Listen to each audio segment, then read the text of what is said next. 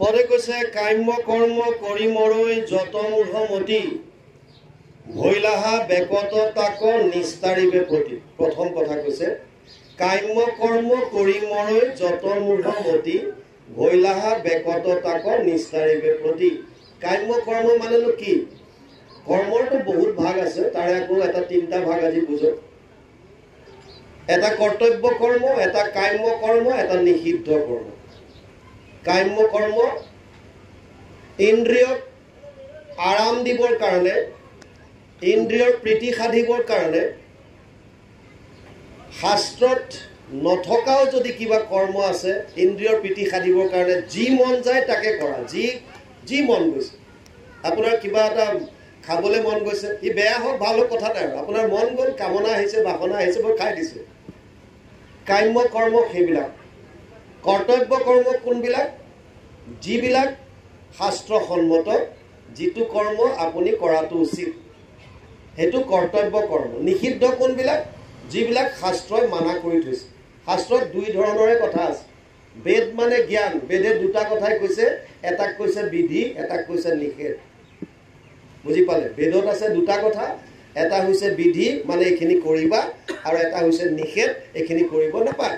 চিধা কথা। যদিও সেইটো তাৰ ৮০,০০০ কৰ্মকাণ্ডৰ কথা কৈছে, 1,00,000 শ্লোকৰ 80,000 খালি কৰ্মকাণ্ডৰ কথাই কৈছে, এইটো পিছৰ কথা। কিন্তু দুটা বস্তু আছে যে কিছুমান কৈছে এইখিনি কৰা, এইখিনি নকৰিবা, মানে বিধি আৰু নিষেধ। এতিয়া কৰ্তব্য কৰ্ম যিখিনি শাস্ত্ৰসন্মত, যিখিনি মনুষ্য হিচাপে আমি আচৰণ কৰাটো অতিকৈ প্ৰয়োজনীয়। এতিয়া প্ৰয়োজনীয় কৰ্মটো কিহৰ ওপৰত নিৰ্ভৰ কৰিব? আপোনাৰ লক্ষ্যৰ ওপৰত। আপুনি কি বিচাৰিছে? চব ইটোৰ লগত সিটোৰ সম্বন্ধ আছে। আপুনি কি বিচাৰিছে? আল্টিমেটলি মানুহে, মই বাৰে বাৰে কওঁ, আমাক আনন্দ লাগে কাৰণ আমি পৰম আনন্দৰ অংশ। আনন্দটো ক'ত পাম বুলি ভাবোঁ যে আমি ধন টকা পইচাত, কাৰণ মনটোৱে আমাক এইফালে সংসাৰলৈ টানে। আৰু আচলতে আনন্দটো আছে ভগৱানৰ তাত, ৰসোবৈসহ, সেইজনে আনন্দ। ভগৱান মানে আনন্দ। কৃষ্ণ শব্দ এইটো পৃথিৱীবাচক বৈলা ন আনন্দত প্ৰৱৰ্তয়, দুইৰো এক পদ মিলি পৰম ব্ৰহ্মৰূপ কৃষ্ণ, নাম আনন্দক মাত্ৰ কয়। কৃষ্ণ মানে আনন্দ, আনন্দ মানে কৃষ্ণ। গতিকে আমাক আনন্দ লাগে মানে কৃষ্ণক বিচাৰোঁ আমি, আমাক কৃষ্ণক লাগে। কিন্তু এই তত্ত্বটো নাজানি, নজনাৰ কাৰণে আমি আনন্দটো সংসাৰত বিচাৰি ফুৰিছোঁ, ধন টকা পইচা, পুত্ৰ পৰিবাৰ, ঘৰ দুৱাৰ ইত্যাদি ইত্যাদি। এতিয়া ঘটনা হ'ল, আপোনাৰ কৰ্তব্য কোনটো হ'ব? যদি আগতে লক্ষ্যটো নিৰ্ধাৰণ কৰক, আপোনাৰ লক্ষ্যটো কি? প্ৰথম সাংসাৰিক হিচাপে, আধ্যাত্মিক হিচাপে, দুই ফালৰ পৰা চাওক। ধৰ্ম আমাৰ দুটা, এটা শৰীৰৰ ধৰ্ম, এটা আত্মাৰ ধৰ্ম। আত্মাৰ মূল ধৰ্ম এটাই, সেইটো হৈছে মায়াৰ পৰা নিবৃত্তি পোৱা আৰু পৰম আনন্দ বা পৰমাত্মা লগ পোৱা। এইটো বস্তু আপোনালোকে একেবাৰে মনত সোমোৱাই লওক। মনুষ্য জীৱনৰ এটাই মাত্ৰ লক্ষ্য আছে, সেইটোৱে মায়াৰ পৰা নিবৃত্তি আৰু পৰমাত্মা প্ৰাপ্তি। যেতিয়ালৈকে ভগৱানক নাপায় তেতিয়ালৈকে বাৰে বাৰে আহি থাকিব লাগিব, তাৰ বাহিৰে গতি নাই। সেইটো খাটাং। শাস্ত্ৰই যিমানখিনি এতিয়ালৈকে আমি পাইছোঁ, এটাই মাত্ৰ কথা, ভগৱানক যেতিয়ালৈকে লগ নাপায় তেতিয়ালৈকে জীৱৰ উদ্ধাৰ নহয়। চিধা কথা। আৰু ভগৱানক আপুনি বাহিৰত বিচাৰিও নাপায়, সেইটো বাৰে বাৰে কৈ আছে। দেৱৰ ঈশ্বৰ হৰি তান্ত মহা যত্ন কৰি লৈও এক শৰণ সাক্ষাৎ, যাৰ ইচ্ছা মুখ্য পাইবে নালাগে দূৰক যাইবে, আশা হৰি খবৰো হিয়াত, হৰি ইয়াত আছে। যদি আমাৰ লক্ষ্য যদি এটাই হয় যে ভগৱানক পোৱা, তেতিয়াহ'লে কৰ্তব্য কি হ'ব? সেইটো বস্তু আচল। শাস্ত্ৰই কি কৈছে? চব লজিক, চব ফৰ্মুলা লিখি থৈছে শাস্ত্ৰত।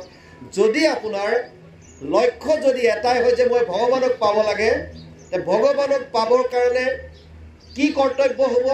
কৰ্তব্য শাস্ত্ৰই কৈছে তিনিটা মাৰ্গ প্ৰথমতে যদিও দিছিল উদ্ধৱক, যোগত্ৰয়ময়ী প্ৰোক্তা নৰণম শ্ৰেয় বিধিচ্ছয়, জ্ঞানম কৰ্মম চ ভক্তিম চ ন উপায় অন্যস্তি কুত্ৰাচিত। 11-20 একাদশ স্কন্ধ 20 অধ্যায় 6 নম্বৰ শ্লোক ভাগৱত। তিনিটা মাৰ্গৰ কথা কৈছে, তিনিটা কৰ্তব্য, কৰ্মকাণ্ড, জ্ঞান মাৰ্গ, কৰ্ম মাৰ্গ আৰু ভক্তি। কিন্তু যদিও তিনিওটা মাৰ্গ ক'লে, বাকী দুটা কষ্ট আছে, তাত বহুত ছিদ্ৰ থাকিব পাৰে, তন্ত্ৰ মন্ত্ৰ। গতিকে এটাই সিদ্ধান্ত দিলে, জ্ঞান কৰ্ম ভকতি কহিলো কৰি ভেদ, ভকতি পৰম পন্থ দিলো কৰিছে। মানে ভক্তি কৰা, তোমাৰ কৰ্তব্য হৈছে ভক্তি। ভক্তিৰ ভিতৰতো কি দিলে আকৌ? যদ্যপি ভকতি নৱবিধ মাধৱৰ শ্ৰৱণ কীৰ্তন আত্মহন্ত শ্ৰেষ্ঠতৰ। কিমান লিংক লগাই দিছে চাওক। কেৱল শ্ৰৱণ কীৰ্তন কৰক কেৱল এতিয়া ইয়াত কৈছে যিসকলে তাকে নকৰি শৰীৰৰ ধৰ্মটোৰ কাৰণে কাম্য কৰ্মত গুৰুত্ব দিছে তাকো কৰ্তব্য নহয় শৰীৰৰো কৰ্তব্য মতে কৰাটো বেলেগ কথা আপুনি এজন শিক্ষক ল'ৰা ছোৱালীক পাঠদান দিয়াটো আপোনাৰ কৰ্তব্য এইটো শাৰীৰিক ধৰ্ম এইটো আপুনি কৰক এইটো কৰ্তব্য কিন্তু আপুনি স্কুলত গৈ পেলাই ঘৰৰ কথা চিন্তা কৰি আছে আপুনি তাত গৈ পেলাই মোবাইল উলিয়াই চিনেমা চাই আছে এইবিলাক আপোনাৰ কাম্য কৰ্ম আপোনাৰ মন গৈছে আপুনি চাই ভাল লাগিছে অমুক কৰিছে এইবিলাক কাম্য গম পাইছে আকৌ আপুনি ঘৰলৈ আহোঁতে আপুনি এজন পিতৃ আপুনি এজন স্বামী আপোনাৰ ল'ৰা ছোৱালীৰ কাৰণে দায়িত্ব আছে কৰ্তব্য আছে পত্নীৰ প্ৰতি দায়িত্ব আছে মাতৃৰ প্ৰতি দায়িত্ব আছে সেইখিনি কৰ্তব্য আপুনি কৰক ঘৰলৈ আহি আকৌ আপুনি স্কুলৰ টেনশ্যন এসোপা লৈ আহি পেলাই ঘৰত মানুহকেইটাকো অশান্তি কৰিছে বুজি পাইছে আৰু আপুনি তাতো ঘৰত যিখিনি কৰ্তব্য আছে সেইখিনি নকৰি আপোনাৰ নিজৰ ইন্দ্ৰিয়ৰ কাৰণে আপুনি ক'ৰবাত শুই আছে কিবা এটা আৰাম কৰি আছে মানে আপোনাৰ নিজে যি মন গৈছে কৰি আছে কাম্য কৰ্ম কামনা খালি পালন এতিয়া ইয়াত কৈছে এই কাম্য কৰ্ম কিছুমানে সেইটোতে গৈ পেলাই স্বৰ্গ পাম বুলি বিভিন্ন বলি বিধান দিছে গম পাইছে স্বভাৱে লম্পট বিষয়তো অনুৰাগ বিষয়ৰ প্ৰতি যিবিলাক অনুৰাগী স্বৰ্গ পাইব বুলি ৰংগে কাটে হংসচাক তেনেকুৱাতো আছে গতিকে এই কাম্য কৰ্ম কৰি যিমানবিলাক মূঢ়মতি মৰি আছে কাম্য কৰ্ম কৰি মৰৈ যত মূঢ়মতি ভৈলাহা বেকত তাক নিস্তাৰিবে প্ৰতি কেনেকৈ অনন্ত চৰিত্ৰ কথা কৰিবে প্ৰচাৰ শ্ৰৱণ কীৰ্তন কৰি তোৰ সংসাৰ দিলে নে ফৰ্মুলা ইয়াত যে তুমি আহি পেলাই তোমাৰ অনন্ত চৰিত্ৰবিলাক প্ৰচাৰ কৰিবা লীলাবিলাক তুমি দেখুৱাবা যাতে এইখিনি কথাকে কলি যুগত মানুহে শ্ৰৱণ কীৰ্তন কৰি তেওঁলোকে পাৰ পাই গুচি যাব কলৌ দোষ নিধে ৰাজন অস্তি এক মহান গুণ কীৰ্তনাদেৱ কৃষ্ণস্য মুক্ত সংগ পৰম প্ৰজেত 12:51 দ্বাদশ স্কন্ধ 3য় অধ্যায় 51 নম্বৰ শ্লোক ভাগৱত তাত কৈছে যদিও দুখৰ সাগৰ বুলি কোৱা হয় কলি দুখৰ সাগৰ কলি তাকো পৰীক্ষিত ৰাজা গুণ দেখি কৰিলে ৰক্ষণ অন্ত্যজাতি পাতকীও কলিত তৰয় সুখে মুখে কৰি কৃষ্ণৰ কীৰ্তন লিখি থৈ গৈছে কি সুন্দৰকে গতিকে আল্টিমেটলি কলি যুগৰ কাৰণে শ্ৰৱণ কীৰ্তনক মুখ্য এইটোৰ কাৰণে তুমি অৱতাৰ লৈছা বুলি কুন্তীয়ে কৈছে যিমানবিলাক কাম্য কৰ্ম কৰি যি মন যায় তাকে কৰি মানুহবিলাক মৰি আছে এইবিলাকক নিস্তাৰ কৰিবৰ কাৰণে তোমাৰ অনন্ত চৰিত্ৰ প্ৰচাৰ কৰিছা যাতে এই লীলাবিলাক তেওঁলোকে শ্ৰৱণ কীৰ্তন কৰি হলেও এই সংসাৰৰ পৰা যাতে পৰিত্ৰাণ পাব পাৰে কিমান কেমিষ্ট্ৰি মাৰি থৈ গৈছে তাৰ পাছত কৈছে মহাজ্ঞানীগণে বোলৈ হেনকে যুগুতি জানো জগতকে দিবা এইবাৰ মুকুতি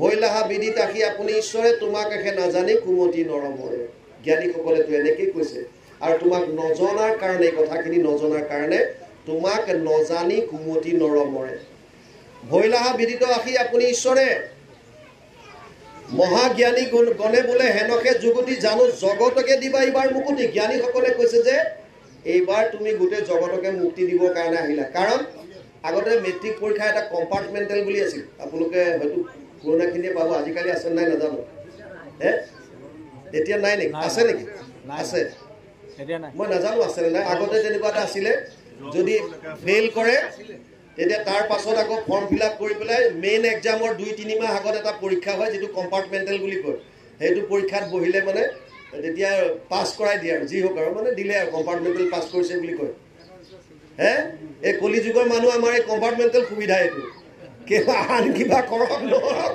মানে এইটো একদম কম্পাৰ্টমেণ্টেল যাতে শ্ৰৱণ কীৰ্তন কৰিলে আপুনি পাৰ পাই গুচি যাব ইয়াতকে আৰু ইজি আৰু নাই তাৰমানে বুজি পালে কম্পাৰ্টমেণ্টেলত বোলে বহুত সুবিধা দিয়ে এই ভিজিলেন্সবিলাক যিমানবিলাক থাকে সিহঁতৰ ভিজিলেটৰবিলাক যিবিলাকে চাই এক্সামিনাৰবিলাক সিহঁতেও মানে নচোৱাৰ ভাও ধৰি থাকে কোনোবাই যদি লিখিও আছে চাই মেলি লিখিবলৈ দিয়ে যায় পাছ হৈ যায় তাৰমানে ইয়াতকে আৰু সুবিধা ছেকেণ্ড টাইম নাপাব কলি যুগত কেৱল ঈশ্বৰৰ শ্ৰৱণ কীৰ্তন কৰিলে আপুনি পৰম আনন্দ পাই গুচি যাব ইয়াতকে সুবিধা আৰু কি পাব ইয়াতকে আৰু আনন্দ কথা ইয়াত আন একোৱে নাইকিয়া সেইকাৰণে কৈছে জ্ঞানীসকলে কৈছে এইবাৰ গোটেই জগতকে তুমি মুক্তি দিবৰ কাৰণে তুমি এই অৱতাৰ লৈ বিভিন্ন লীলা কৰিছা বৈলাহা বিদিত আহি আপুনি ঈশ্বৰে তোমাক একে নাজানি কুমতি নৰমৰে তোমাক নজনাৰ কাৰণে যিবিলাক কুমতি যাৰ অন্তৰবিলাক পবিত্ৰ নহয় সেইবিলাক মৰি আছে তাৰ পাছত কৈছে শুনৈ গাৱৈ স্মৰৈ যিটো তোমাৰ কথা আনে কৰে কীৰ্তন প্ৰশংসে তাসম্বাক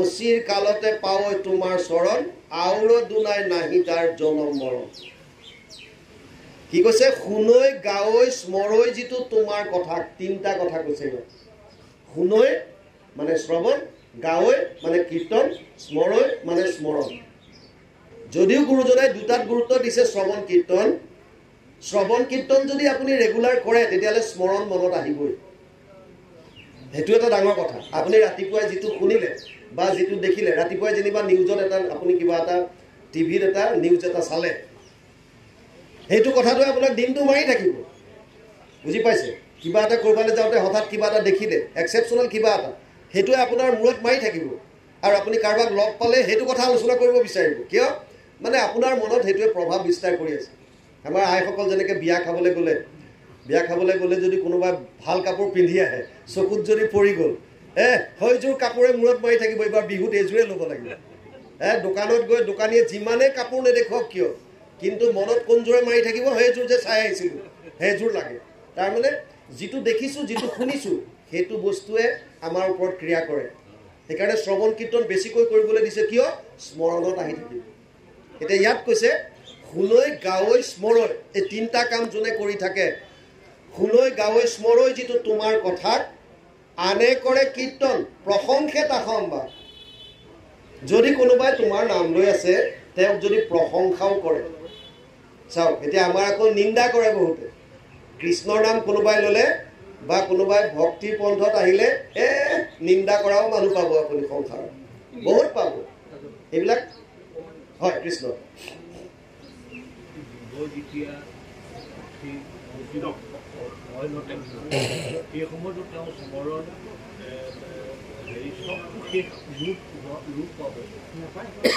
চাওক আপোনাক কথাটো কৈছোঁ বৰ সুন্দৰ প্ৰশ্ন কৰিছে মোক খালি এইখিনি লিংক মিনিট মনত পেলাই দিব আপুনি চাওক এটা ঘটনা ক'লো আচ্ছা আপোনাৰ যেতিয়া আপুনি ৰাতি কেইটাত শুৱে 10টাত শুৱে 9:30 মানত আপোনাক এটা ফিজিকেল এটা আইডিয়া পায়নে আপুনি হামিয়া হিকটিয়াই মানে টোপনি ভাৱ অহা পায়নে আধা ঘণ্টা আগত আপোনাৰ যদি আপুনি যেনিবা 11টাত সদায় 10টাত শুৱে যেনিবা 10টাত আপুনি শুৱা নাই 10:30 বাজি গ'ল আপোনাৰ হামিয়া হিকটিয়াই থাকিব নাই যে মানে মোৰ হৈ গ'ল নে মানে আপুনি শুৱাৰ আগতো আধা ঘণ্টা আগত এটা অনুমান পাই যায় যে মোৰ টোপনি যাম মানে টোপনিয়ে আপোনাক টোপনিটো যদিও 10টাত আহে 9:30টাত আপোনাক শৰীৰ অকুপাই কৰি লয় নিদ্ৰাই বস্তুটো মানি ল'ব চাব দেই টেকনিকেল পইণ্টবিলাক এইবিলাক সব কেমিষ্ট্ৰি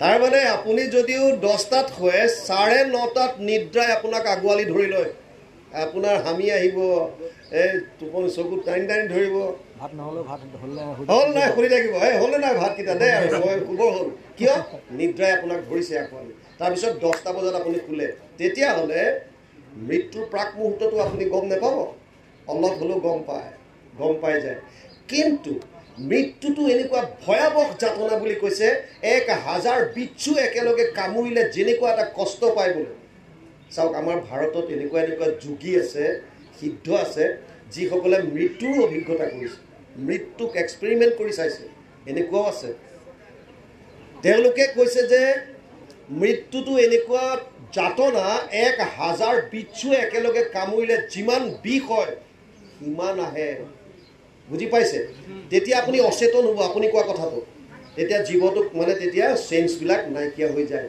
বিষত কি অচেতন হৈ যায় আপোনাক কোনোবাই মূৰত মাৰি দিলে আমি দেখোন অচেতন হৈ পৰি যায় বুলি নকয় জানো এই অচেতন হৈ পৰি গ'ল চাইকেলৰ পৰা পৰিলে গমেই নাপায় গোটেইটো একদম অচেতন কিয় তাৰমানে এনেকুৱাকৈ আঘাত লাগিছে সি গম নাপায় এতিয়া ঘটনা হ'ল যিসকলৰ অভ্যাস আছে কৃষ্ণৰ কথা যি নিজক আত্মা বুলি ভাবি ল'লে যাৰ শৰীৰৰ পৰা সি ঊৰ্ধত উঠিব পৰা হৈছে গম পাইছে সেইসকলৰ কাৰণে অন্তকালতো তেওঁ কৃষ্ণৰ স্মৰণ কৰিব পাৰিব বুজি পাইছেনে কেছটো যিসকলে অভ্যাস কৰিছে এতিয়াৰ পৰা যোনে গম পাইছে মই শৰীৰটো নহয় আপোনাক মই এটা আপুনি নেটত মাৰি চাব আমাৰ ভাৰতত এনেকুৱা মানুহ আছে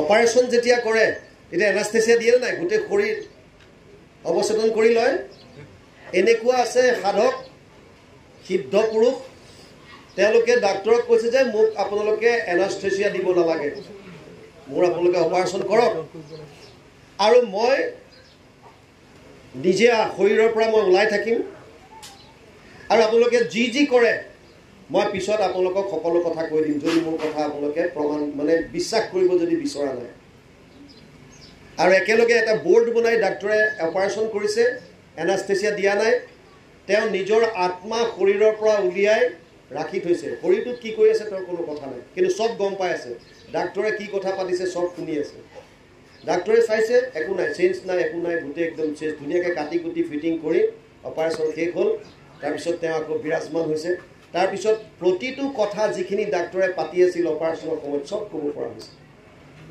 কথা তাৎপৰ্য আপুনি যেতিয়া এইটো অভ্যাস কৰিব যে মই আচলতে শৰীৰটো নহয় তেতিয়া শৰীৰৰ ক্ৰিয়াবিলাকে আপোনাৰ ওপৰত এটেক কৰিব নোৱাৰে ইন্দ্ৰিয়বিলাক তেতিয়া আপোনাৰ অধীনত থাকিব ইন্দ্ৰিয়ৰ অধীন আত্মা নহ'ব তেতিয়া গীতাত অৰ্জুনক কৈছে ইন্দ্ৰিয়ানি পৰান্যাহুৰ ইন্দ্ৰিয়েভ্য পৰম মন মনসস্তু পৰ বুদ্ধি যে বুদ্ধি পৰসস্তু চ ত্ৰয়োদশ অধ্যায় 42 নম্বৰ শ্লোক শৰীৰতকে বলৱান ইন্দ্ৰিয়ৰ ওপৰত মন মনৰ ওপৰত বুদ্ধি বুদ্ধিৰ ওপৰত আত্মা কিন্তু আমি কি কৰোঁ আমিতো মানে ইন্দ্ৰিয় শৰীৰত অকণমান কিবা এটা হ'লেই গোটেই ক'ব নোৱাৰা হৈ যাওঁ বা তেনেকুৱা কাৰণ আমাৰ অভ্যাস সেইটোত নাই তো ঈশ্বৰৰ নাম যদি লগাতাৰ ভাৱত যদি লৈ থাকে আপোনাৰ সেইটো শক্তি আহিব আপুনি শেষ মুহূৰ্তত হ'লেও যদিও তেনেকুৱা এটা কণ্ডিশ্যন আহে বুলি কয় তথাপিও সেই মুহূৰ্ততো আপুনি কৃষ্ণৰ নাম ল'ব পাৰিব এনেকুৱা বহুত ভকত আছে আমাৰ ইয়াত বিশেষকৈ জ্যেষ্ঠসকলে জানিব আমাৰ বংশতে আমি দেউতাহঁতে কোৱা শুনো আমাৰ ককাহঁতে কৈ পেলাই মৃত্যু হৈছে মোক বাহিৰত বিচনা পাৰি দে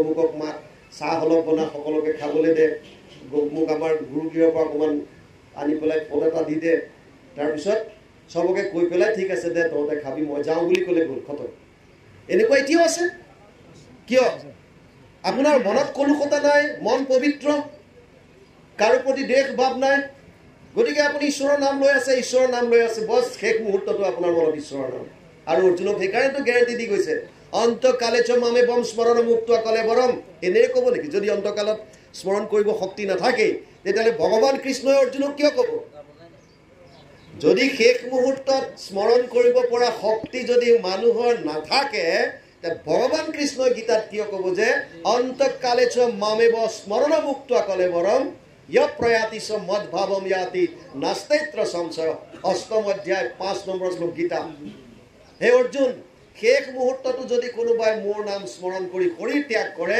ই মোক পাব ইয়াত কোনো সন্দেহ নাই সেইকাৰণে এইটো আপুনি কোৱাটো সত্য এটা পাৰ্টত কিন্তু যদি অভ্যাস কৰে কৃষ্ণৰ নাম যদি লয় শেষ মুহূৰ্তত সেইটো শক্তি আপুনি পাব যে আপুনি কৃষ্ণ বুলি কৈ পৰম গতি লাভ কৰিব পাৰিব আমি মৃত কপৰাই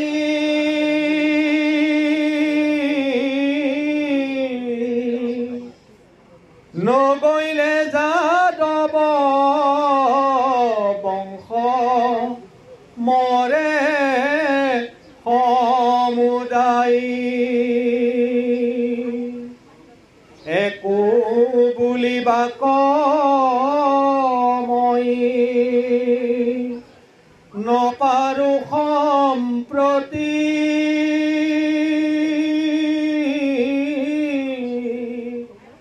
যেন লাগে কৰা দেৱ অগতিৰ গতি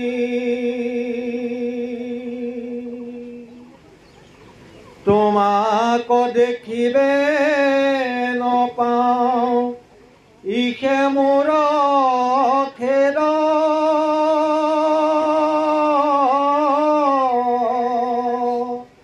যাদৱ পাণ্ডৱ বংশ কৰা স্নেহ ছেদ আন দেৱ ধৰ্মত নযাওঁ কমূৰ মতি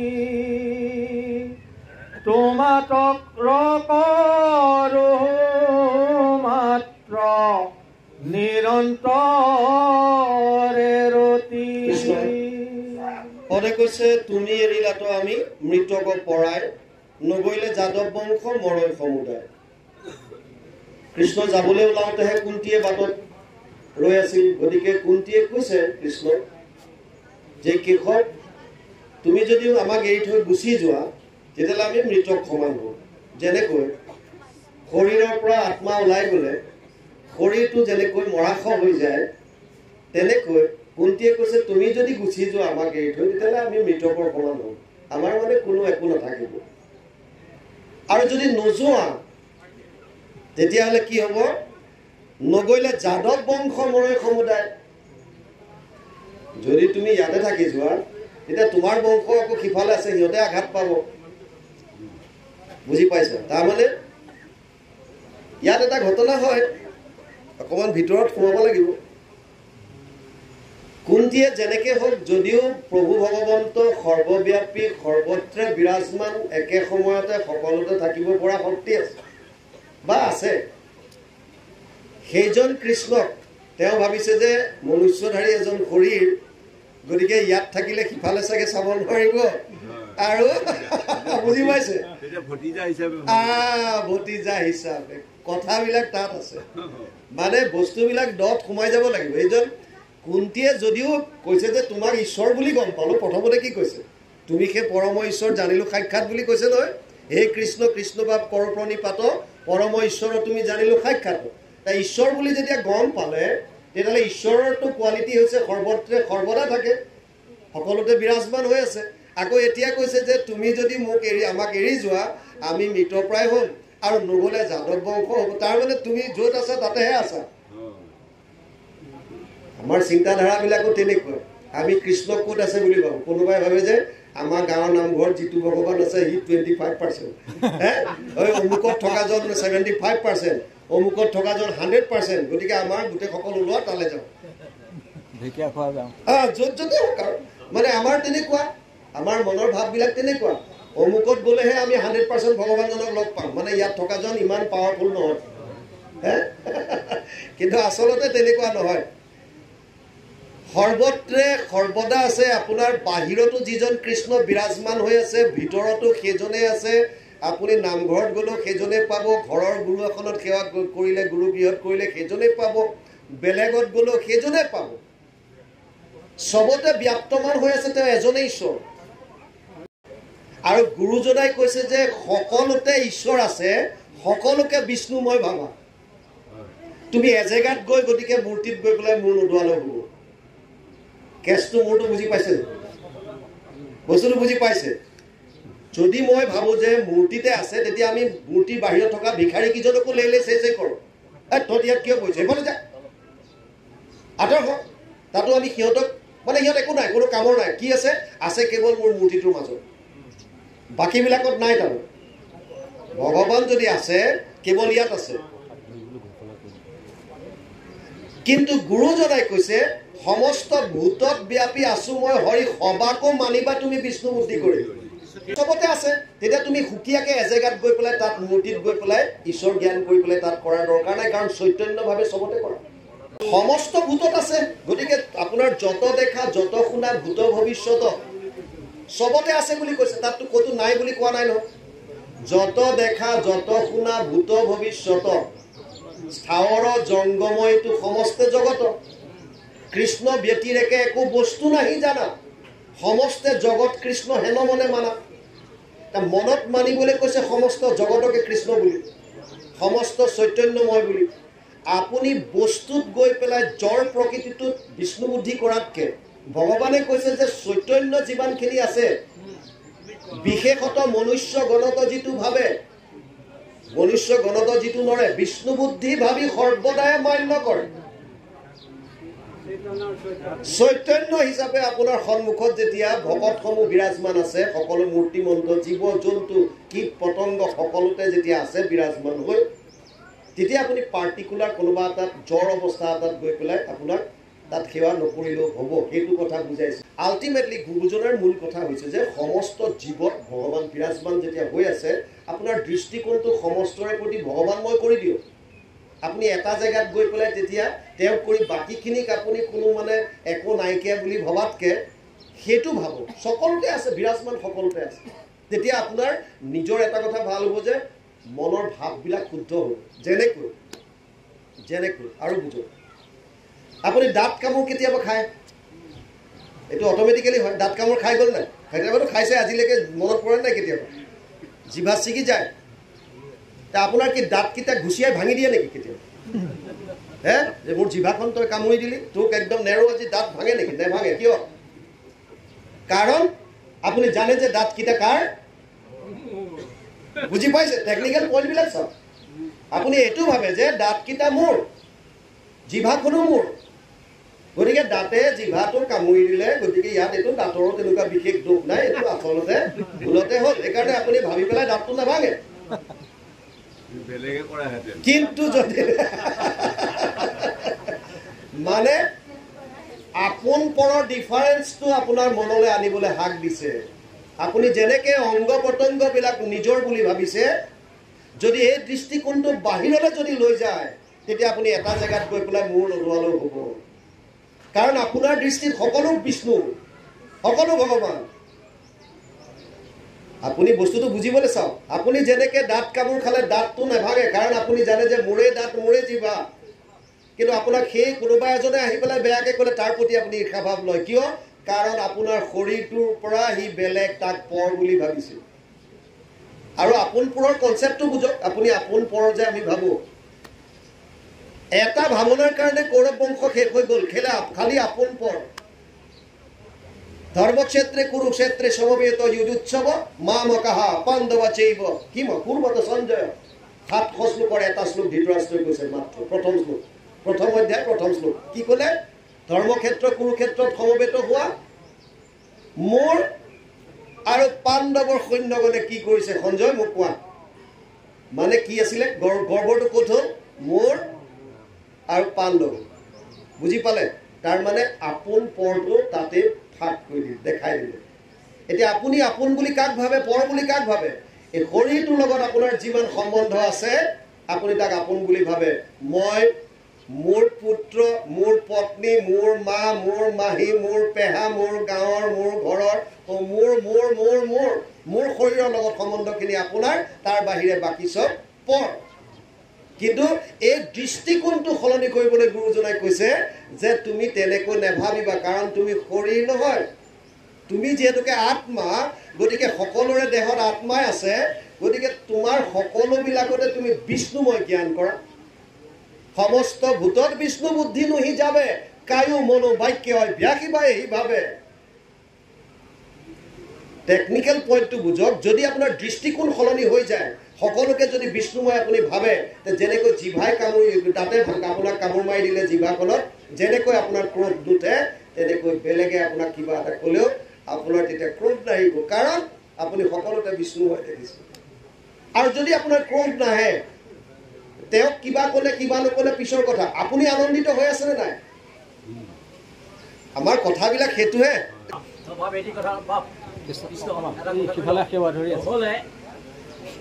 ইমানবিলাক আপুনিও শাস্ত্ৰ বহুত অধ্যয়ন কৰিছে, ইমান শাস্ত্ৰ অধ্যয়ন কৰিছে, পেপাৰে পত্ৰই কিতাপ লিখি মেলি গোটেই শেষ কৰিছে, বহুতে লিখিছে। কিন্তু আজিলৈকে প্ৰহ্লাদৰ বাদে স্তম্ভত ভগৱান আছে বুলি ক'ব পৰা কাৰোবাৰ শুনিছে নে? কোনোবাই শুনিছে নেকি? ওলোৱা নাই, আজিলৈ ওলোৱা নাই আৰু নোলাব চাগে।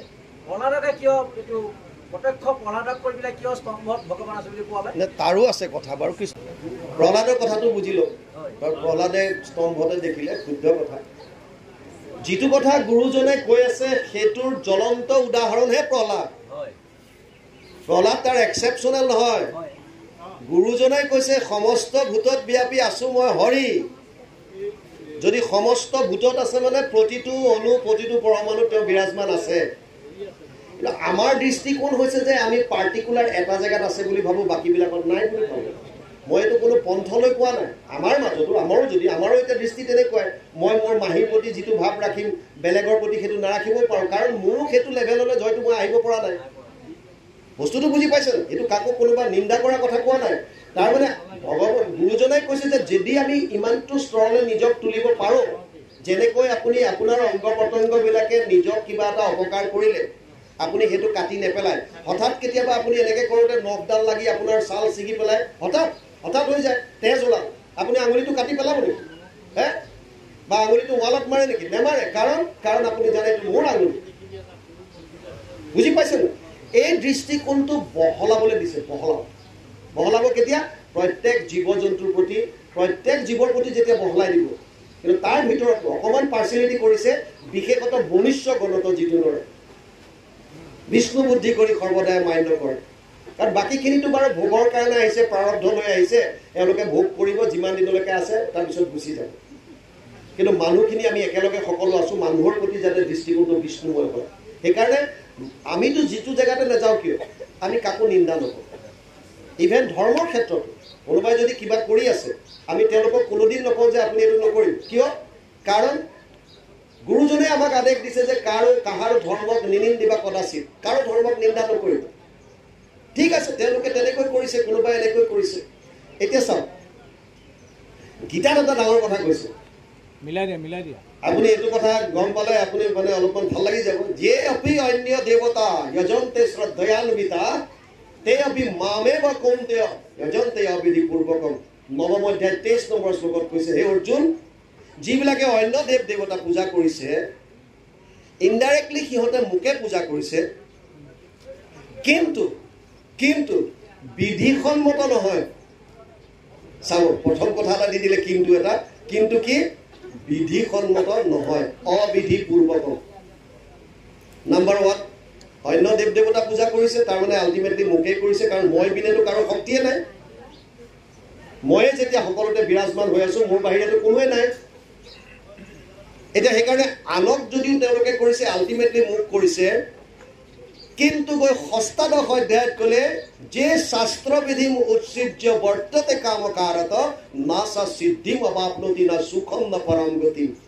ষষ্ঠাদশ অধ্যায় 23 নম্বৰ শ্লোকত গৈ পেলাই ক'লে যে যোনে শাস্ত্ৰবিধি অমান্য কৰি, যে শাস্ত্ৰবিধি উৎসৃজ্য, শাস্ত্ৰৰ বিধি উলংঘা কৰিব, যে শাস্ত্ৰবিধি কেনে কৰিব? বৰ্ততে কামকাৰত, যোনে নিজৰ কামনা পূৰ্ণ কৰিবৰ কাৰণে শাস্ত্ৰবিধি উলংঘন কৰিব, না চা সিদ্ধিম অবাপ্নোতি, সিহঁতে কেতিয়াও সিদ্ধি নাপায়, না সুখম না পৰম গতিম, না কেতিয়াবা সুখ পাব না পৰম গতি পাব। তাৰমানে এতিয়া অন্য দেৱ দেৱতা পূজা কৰা সকলে প্ৰথমতে ক'লে নাই বিধি উলংঘা কৰিছে বুলি, অবিধিপূৰ্বকম। টেকনিকেল পইণ্টবিলাক চাই যাব কৃষ্ণই কোৱা, কৃষ্ণৰ নিজ মুখৰ বাণী। নৱম অধ্যায় 23 নম্বৰ প্ৰথম কৈছে যে অপি অন্য দেৱতা যজন্তে শ্ৰদ্ধয়ান্বিতা, যিসকলে শ্ৰদ্ধা সহকাৰে অন্য দেৱ দেৱতা পূজা কৰে, তে অপি মামেব কৌন্তেয় যজন্তে অবিধিপূৰ্বকম, সিহঁতেও সেই কৌন্তেয় মোকে পূজা কৰে, কিন্তু বিধিসন্মত নহয়। আৰু যদি বিধিসন্মত নোহোৱাকৈ কাম কৰে তেতিয়াহ'লে কি হ'ব বুলি ক'লে? যে শাস্ত্ৰবিধি উৎসৃজ্য বৰ্ততে কামকাৰত না সা সিদ্ধিম অবাপ্নোতি না সুখম না পৰম গতিম। সিহঁতে কোনোদিন পৰম গতি লাভ কৰিব নোৱাৰে, সিহঁতে সুখ নাপায়, সিহঁতে সিদ্ধি একো নাপায়। তেতিয়াহ'লে কি প্ৰয়োজন আছে আপোনাৰ বেলেগ দেৱ দেৱতাৰ ওচৰত যোৱা? সেইকাৰণে অৰ্জুনক ক'লে যে চব বাদ দি পেলাই তই মোৰ ওচৰত গুচি আহ। টেকনিকেল পইণ্টবিলাকতো আমি বুজি ল'ব লাগিব না, এনেইতো মানুহৰ সৈতে কথা পাতি তেনেকৈ লাভ নহ'ব। আচল তত্ত্ববিলাক সোমাব লাগিব। তেতিয়া কৈছে যে সৰ্বধৰ্মান পৰিত্যাজ্য মাম একম শৰণম ব্ৰজ অহম ত্ব সৰ্বপাপেভ্যো মোক্ষয়িষ্যামি মা শুচি। চব বাদ দি গতিকে তই ইমান টেনশ্যন কিয় ল'ব লাগে? একত গুচি আহ। যিটো মহাপুৰুষ মাধৱদেৱক ক'লে, যথা তৰুৰ মূলে নিচেচানেন তৃপ্যন্তি তৎস্কন্ধ ভুজ উপশাখা প্ৰাণোপহাৰচ্চ যথেন্দ্ৰিয়ানাম তথা সৰ্বাৰ্জনম অচ্যুতেজ্য। 4:31-14 চতুৰ্থ স্কন্ধ 31 নম্বৰ অধ্যায় 14 নম্বৰ শ্লোক। তাত ক'লে যে বৃক্ষৰ মূলত যদি দেৱালী জল ত্ৰিপিটি হোৱন্ত তাৰ পত্ৰ পুষ্প ফল, ডালে পাতে সিঞ্চে যদি মূলত নেদয় কদাচিতো ডালে পাতে ত্ৰিপিটি নহয়। বৰ চিধা কথা কৈ দিলে, খতম শেষ। এটা কথাত গৈ পেলাই থুলমূল কৰি থৈ দিলে গোটেইখিনি সোমোৱাই যে মূলত দিয়া এটা পানী, বেলেগত গৈ কি প্ৰয়োজন আছে তোমাৰ? মূলত দিয়া। সেই কথাটোকে আমাক কৈছে। যি কি নহওক, ইয়াত কৈছে এতিয়া তুমি এৰিলাত আমি মৃতক পৰাই, নগৈলে যাদৱ বংশ মৰে সমুদায়, একো বুলিবাক মই নপাৰো সম্প্ৰতি, যেন লাগে কৰা দেৱ গতিৰ গতি। গতিকে মই একো ক'ব নোৱাৰো, তুমি ঈশ্বৰ যেতিয়া তুমিয়ে যি কৰা কৰা। মই কি ক'ম আৰু তোমাক? মই তোমাৰ ওপৰতে, এইটো ডাঙৰ টেকনিক আকৌ, এইটো এটা ডাঙৰ টেকনিক। চাওক, এটা ল'ৰাৰ যেনিবা চাকৰি দিছে 4-5 ঠাইত, যেনিবা ইণ্টাৰভিউ দিলে, 2টা ডিপাৰ্টমেণ্টৰ পৰা কলিং লেটাৰ আহি গ'ল। বুজি পাইছেনে? 2টা ডিপাৰ্টমেণ্টৰ পৰা কলিং লেটাৰ আহি গ'ল। এতিয়া সি কেনেকৈ ডিচাইড কৰিব কোনটো ভাল কোনটো বেয়া? গম পাইছেনে? এইটো হয় বহুতৰে তেনেকুৱা। মানে কোনটোত জইন কৰিব এতিয়া, কোনটো ফৰ্গ কৰিব, কোনটো এৰিব, কোনটো ধৰিব। লাগি গ'ল দ্বন্দ্ব বুলি কয়, দ্বন্দ্ব। কোনটো এৰিব, কোনটো ধৰিব এতিয়া, কাৰণ আপুনি গম নাপায় কোনটোত গ'লে পিছত কি হয় কি নাই কোনে জানে। তেনেকুৱা যদি দ্বন্দ্ব আহে, সেইকাৰণে চবতকৈ ভাল উপায় হৈছে প্ৰভু তোমাৰ চৰণতে অৰ্পণ কৰিলোঁ, তুমি যি মনলৈ যেনেকৈ আদা মুঠৰ মই তুমিয়ে দিয়া প্ৰসাদ হিচাপে মই গ্ৰহণ কৰিম। তেতিয়া আপুনি যোনটোতে দিছে, যোনটোতে লৈছে, বছ একো কথা নাই, এইটোৰ প্ৰতি কোনো চিন্তা নাই, এইটোৱে ল'লোঁ, এইটোৱে মোৰ কাৰণে ঠিক আছে, ভগৱানে কৃপা কৰিলে এইটোতে ল'লোঁ। আল্টিমেটলি প্ৰভু ভগৱন্তৰ প্ৰসাদ হিচাপে আপুনি লৈ লওক। আৰু সেইকাৰণে অৰ্জুনক কৈছে যে তই চব মোত অৰ্পণ কৰি দে। তোৰ যেনেকুৱা যি কথা আছে, ইয়াত কৰচি যাত আশ্নচি যাত জুহচি দাদাচি ইয়াত তপস্যচি কৌন্তেয় তাত কুৰুষ মদৰ্পণম। তই যি খাইছ, যি দান কৰিছ, যি তপ কৰিছ, চব মোত অৰ্পণ কৰি দে। বুজি পাইছে? মানে আৰু প্ৰভু ভগৱন্তত অৰ্পণ কৰি পেলাই গ্ৰহণ কৰাটোকে সেইটো প্ৰসাদ। আপুনি মগু আনিলে, বুট আনিলে, কল আনিলে, নাৰিকল আনিলে, বজাৰত গ'লে প্ৰসাদ অলপ দে বুলি ক'লে সিহঁতে তেনেকৈ নিদিব। মগু দে 2 কেজি, বুট দে, কল দে, যি আছে নাৰিকল দে, অমুক দে, নিমখ দে, চব আনিলে, আনি পেলাই অৰ্পণ কৰি দিয়াৰ লগে লগে কি হৈ গ'ল। সেইকাৰণে এটা কথা আৰু মই প্ৰায় দেখোঁ, বৰপ্ৰসাদ দিয়াৰ পিছত সোধে আৰু কেনেকুৱা হৈছে, সেইটো বৰ ভাল কথা নহয়। প্ৰসাদ যেতিয়া প্ৰসাদে কেনেকুৱা হৈছেতো, প্ৰসাদ বুলি যেতিয়া আপোনাক আগবঢ়াই দিলে আকৌ প্ৰসাদ কেনেকুৱা,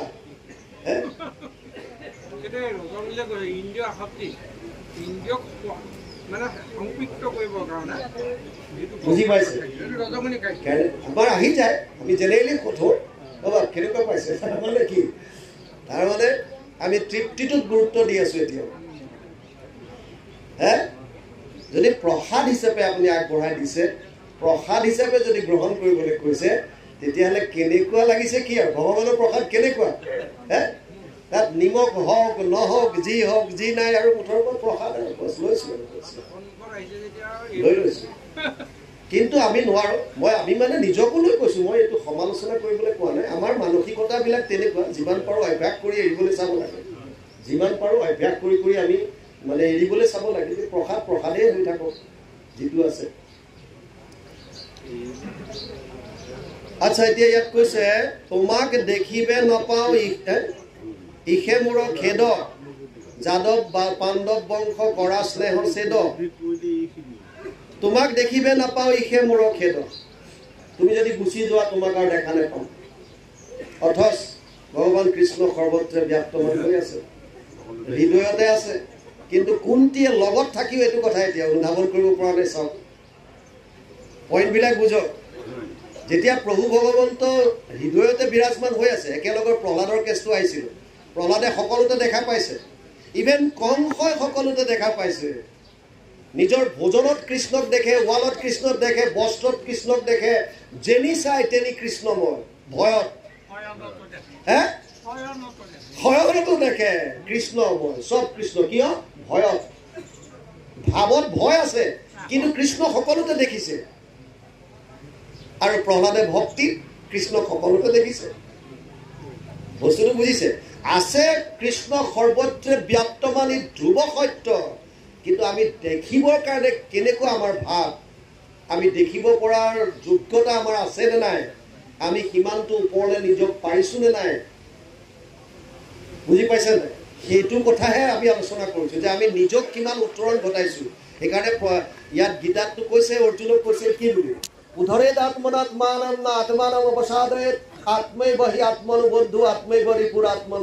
6ষ্ঠ অধ্যায় 5 নম্বৰ শ্লোক গীতা।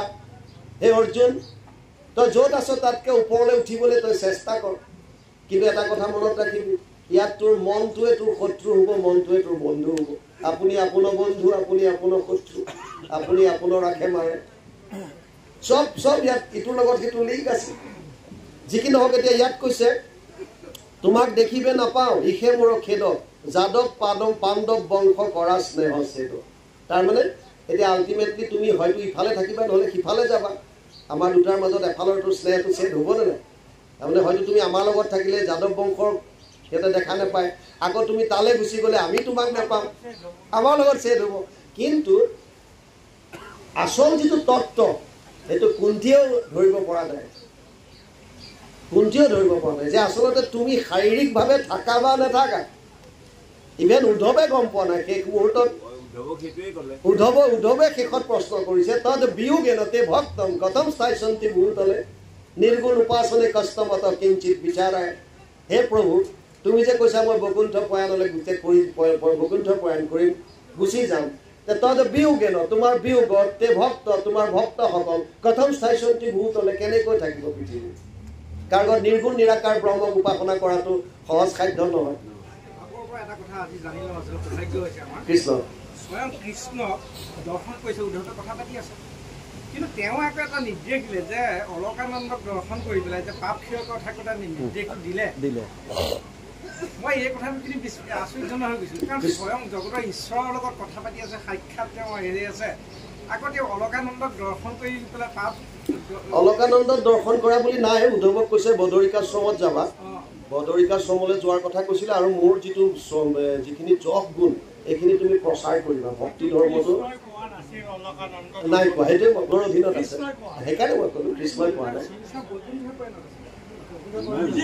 নাই নাই বুজিছোঁ বৈকুণ্ঠ প্ৰয়াণত বাপে কোৱা কথাটো হয় মৈত্ৰ আৰু উদ্ধৱ এই দুজনকে ভাগৱত ধৰ্ম কৈছিল আৰু ভগৱান কৃষ্ণই শেষ মুহূৰ্তত কৈছোঁ এই সময়ত মই বিদুৰ খুৰাক লগ নাপালোঁ ইভেন উদ্ধৱক এইটো কৈছিল তুমি যদি মৈত্ৰক লগ পোৱা তেতিয়া কি কয় উদ্ধৱক কৈছিল বিদুৰক যদি লগ পোৱা তুমি ক'বা যে মৈত্ৰৰ পৰা গৈ পেলাই জ্ঞান ল'ব আৰু তেতিয়া বিদুৰক যেতিয়া পিছত যমুনাৰ তীৰত গংগাৰ তীৰত যেতিয়া দুইজনৰ ভক্তৰ মাজত মিলন ঘটে তেতিয়া উদ্ধৱে কয় যে যদিও মোক ভাগৱত ধৰ্ম শুনালে কিন্তু মোক এইটো অধিকাৰ দিয়া নাই তোমাক কোৱাৰ তুমি মৈত্ৰৰ ওচৰলৈ গৈ ভাগৱত ধৰ্ম গ্ৰহণ কৰা আৰু মৈত্ৰই তেতিয়া বিদুৰক ভাগৱতৰ ধৰ্মৰ কথা কয় সেইকাৰণে আপুনি যে কৈছে অলকানন্দ মই সেইকাৰণে কৈছোঁ মই এইটো কোৱা নাই মানে এনেকুৱা হয় কিছুমান কথা চাওক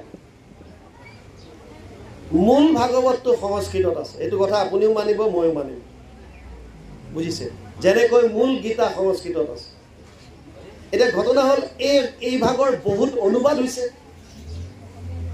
বা অনুবাদ কৰোঁতে সংকলন বেলেগ বেলেগ ধৰণে কৰিছে এতিয়া সিদিনাখন মই আমাৰ ইয়াত যিহেতুকে চবেই আছে ভকতি সিন্ধু এইবাৰ আমাৰ ওলাইছে আমাৰ এটা লিখা ওলাইছিল গীতাৰ এক শৰণৰ ওপৰত তত্ত্ব বিচাৰ বুলি আছে তাৰ আগত এজন কোনোবাই এগৰাকীয়ে লিখিছে তাত তেওঁ লিখিছে যে শ্ৰীমন্ত শংকৰদেৱে অনুবাদ কৰিছিল ভাগৱতৰ মূৰ্তিৰ বৰ্ণনা যেনেকৈ প্ৰথম দ্বিতীয় স্কন্ধে চৰণ দুটে এইটো কেতিয়াও কৰা নাই ক'তো কৰা নাই এইটো শংকৰদেৱে অনুবাদ কৰা বস্তু নহয় এতিয়া মই ক'লো শুনক এতিয়া মই আপোনাক মোৰ কথাটো বুজিবলৈ মই সেইটোৱে ক'ব বিচাৰিছোঁ অনুবাদ কৰোঁতে ভাৱানুবাদ যোনে কৰি আছে ভাৱ অনুবাদ তেওঁ নিজৰ ভাৱত কৰিছে আৰু তাত তেওঁৰ মতবিলাক সোমোৱাই দিয়ে বুজি পাইছে কালি আমাৰ এটা অনুষ্ঠান আছিল নগাঁৱত গীতাৰ ওপৰত গীতা তাতো আমি পাঠ কৰি থাকোঁতে কিছুমান কথা পাইছোঁ চতুৰ্থ অধ্যায় পাঠ কৰি আছে যিবিলাক কথা মূল গীতাত নাই আৰু লাষ্টত আমি আমাক পিছত মানুহে ভাল বুলি ক'লেও বেয়া বুলি ক'লেও এইবিলাক চিন্তা নকৰোঁ মই যিটো স্পষ্ট ক'বলগীয়া কথাটো ভকতক জনাই দিওঁ যে এইটো আচলতে মূল কাহিনীত নাই মূল গীতাত এইটো বস্তু নাই এইটো শুদ্ধ আপোনালোকে গীতা চাওক আৰু গীতাৰ বৰ্তমান অথেণ্টিকেশ্যন যিটো অথেণ্টিক কিবা যদি আছে তেতিয়াহ'লে গোৰখপুৰ প্ৰেছ যিটো ওলায় গীতা প্ৰেছ গোৰখপুৰৰ পৰা যিখন সংস্কৃতৰ গীতা আছে সেইখনেই অথেণ্টিক মানে এইটো গোটেই ভাৰতে মানিছে বিশ্বতে সেইখনেই চলি আছে সংস্কৃত আৰু আমিও যিখন গীতা সিন্ধু কৰিছোঁ যিটো অনুবাদ 700 শ্লোকৰ 700টা যিটো কৰা হৈছে একজেক্টলি গীতা গোৰখপুৰ প্ৰেছৰ পৰা যিখন গীতা প্ৰেছে যিখন প্ৰকাশ কৰিছে সেই 700 শ্লোকৰ পৰাহে 700টা অনুবাদ পদ ৱাইজ অনুবাদ কৰা হৈছে তাত এতিয়া কি হয় ধৰি লওক আপুনি কোৱা কথাটো মই কিহৰ কাৰণে জোৰ কৰি আপোনাক ক'ব পৰা নাই কাৰণ আপুনি বা কোনখন ভাগৱত পঢ়িছে সেইখন বা কোনে অনুবাদ কৰা বুজি পাইছে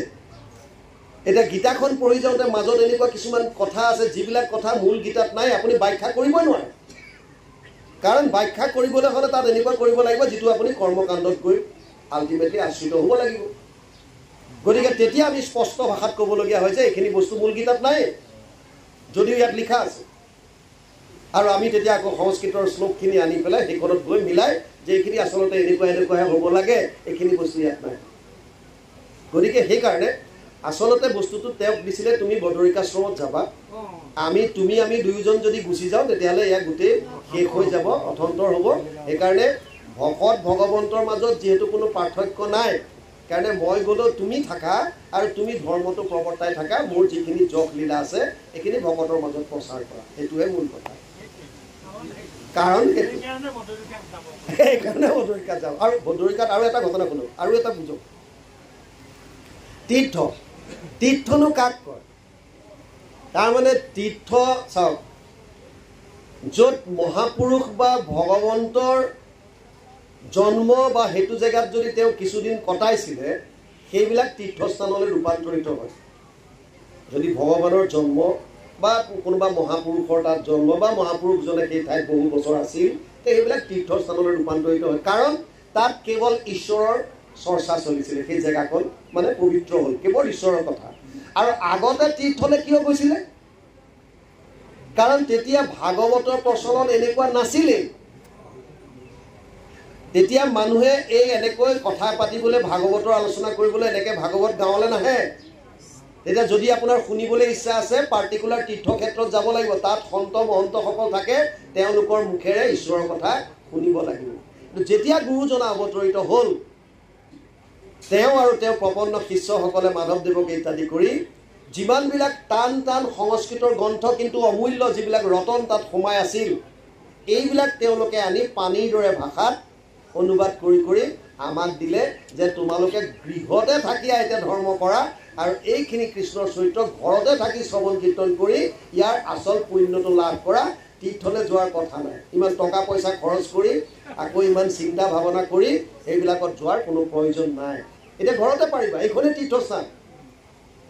यत्र यत्र भागवती वर्त भक्ति आदि काम ब्रजेत कथा शब्दम समकर्णम तत्रिकम तरुण। য'ত য'ত ভাগৱতৰ কথা হয় তালে ভক্তি আদি আগমন ঘটিয়ে যায়। সেইকাৰণে ব্যাসদেৱে লিখি থৈ গৈছে পদ্মপুৰাণ উত্তৰখণ্ড ভাগৱত মহাত্ম্যত ৩য় অধ্যায় ৯ নম্বৰ শ্লোক এইটো। আকৌ তেওঁ লিখিছে কথা ভাগৱতস্যাপি নিত্যম ভৱতি যৎ গৃহে তৎ গৃহম তীৰ্থ ৰূপম হি বাসতম পাৱনাসনম। যিখন ঘৰত সদায় ভাগৱত হয় সেই ঘৰখনেই তীৰ্থলৈ ৰূপান্তৰিত হয়। আপোনাৰ ঘৰত যদি আপুনি সদায় কৃষ্ণৰ কথা পাতি আছে, কৃষ্ণৰ চৰ্চা চলি আছে, ভাগৱত মানে ভাগৱত কীৰ্তন দশম, আপুনি আল্টিমেটলি প্ৰভু ভগৱন্তৰ লীলাসমূহ জড়িত হৈ থকা যদি শ্ৰৱণ কীৰ্তন সদায় আপোনাৰ গৃহত আছে, আপোনাৰ ঘৰখন তীৰ্থলৈ ৰূপান্তৰিত হ'ব। তেতিয়া আপুনি আৰু বেলেগে তীৰ্থক্ষেত্ৰলৈ যোৱাৰ প্ৰয়োজন কি? বুজি পাইছেনে? আপুনি টকা পইচা খৰচ কৰি পেলাই বেলেগত যোৱাৰ কোনো প্ৰয়োজনেই নাই। আপোনাৰ ঘৰখন তীৰ্থলৈ ৰূপান্তৰিত কৰক। সেইকাৰণে কৈছে কথা ভাগৱতস্যাপি নিত্যম ভৱতি যৎ গৃহে তৎ গৃহম তীৰ্থ ৰূপম। পদ্মপুৰাণ উত্তৰখণ্ড ভাগৱত মহাত্ম্য ৩য় অধ্যায় ২৯ নম্বৰ শ্লোক। যি কি নহওক, এতিয়া ইয়াত কৈছে আন দেৱ ধৰ্মত নাযাওক মোৰ মতি, তোমাত কৰহো মাত্ৰ নিৰন্তৰে ৰতি। বছ এইটোৱে আচল ফাইনেল বস্তু দি দিলে। কুন্তীয়ে ক'লে যে আন ধৰ্ম দেৱতাত যাতে মোৰ মন নাযায়, সদায় যাতে তোমাৰ চৰণত থাকে। এইখন কৃপা কৰা, তুমি কৃপা কৰা যাতে মোৰ মনটো বেলেগলৈ নাযায়। কাৰণ মনৰ ভাৱবিলাক তোমাৰ পৰাই আহিছে। তোমাৰ ৩টা গুণৰ দ্বাৰা ৩ ধৰণৰ ভাৱ, সত্য গুণৰ পৰা সাত্বিক, ৰজগুণৰ পৰা ৰাজসিক, তমগুণৰ পৰা তামসিক। যিহেতু মায়াৰ 3টা গুণ, মায়া তোমাৰ শক্তি, গতিকে আল্টিমেটলি মই তোমাৰ ওচৰত চাৰেণ্ডাৰ কৰিলোঁ, মানে আশ্ৰয় ল'লোঁ। মোৰ যাতে মনটো বেলেগলৈ নাযাওক, মোক এইখন কৃপা কৰা। বুজি পালে? সেইটোৱে আমাৰো হ'ব লাগে সদায়। ভগৱানৰ চৰণত এটাই প্ৰাৰ্থনা কৰক, যাতে মোৰ মনটো বেলেগলৈ নাযাওক। বাকী কোনে কি কৰিছে সেইটো সিহঁতৰ কথা, বেলেগৰ কথা। মোৰ মনটো যাতে বেলেগলৈ তুমি নিনিয়া, তোমাৰ চৰণতে যাতে সদায় মনটো থাকিব পাৰে। কুন্তীৰ মূল কথা এইটো, তোমাৰ চৰণতে সদায় যাতে থাকে। ইয়ালৈকে কৈছে যেন জাজি গংগা ক নিৰোধ কৰ যদি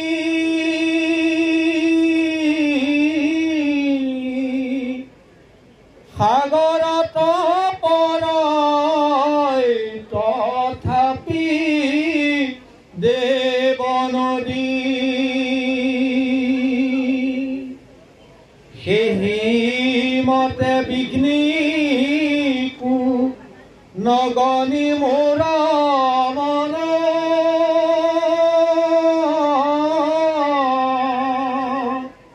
সদায় স্মৰক মাত্ৰ তোমাৰ চৰণ। এই মতে কৰন্ত অনেক স্তুতি নতি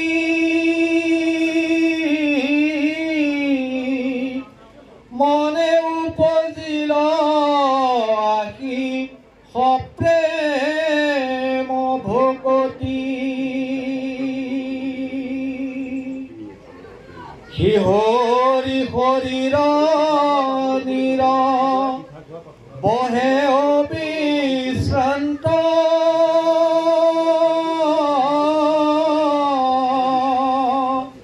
কৃষ্ণৰ আগত পৰি কুন্তি কান্দিলন্ত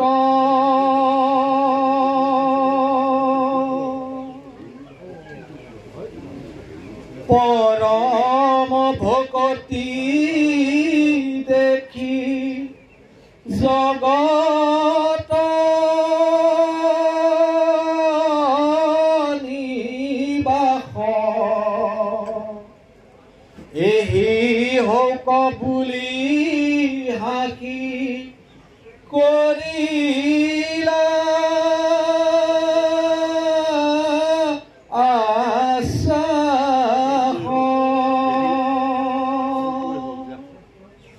নজাই বুদাৰকা বুলি পালতি হৰি দুনাই গৃহ পখিলা কুন্তিক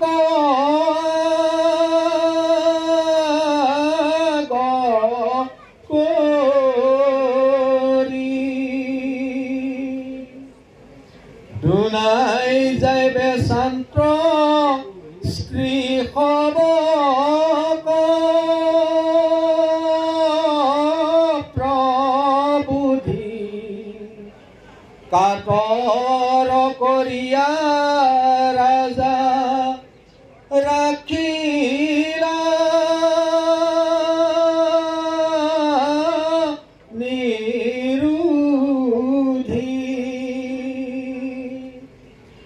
ৰাম 7:8 অধ্যায়